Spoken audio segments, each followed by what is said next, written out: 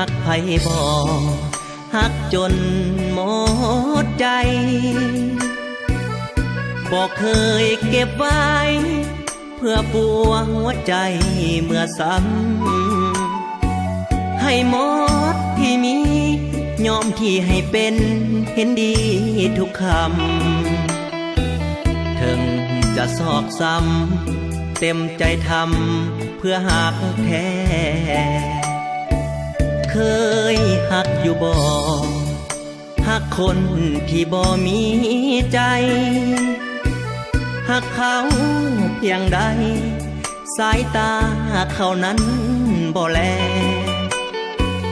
หักเขาข้างเดียวหักเป่าเปียวบ่มีข้อแม้ขอได้เพียงแต่มอบหักแท้จากหัวใจหักคือให้บ่ใส่เหตุผลหักคือทนเพื่อคนที่ห่วงใยหักต้องยอมเพื่อถนอมน้ำใจโปรดจำเอาไว้หักของอา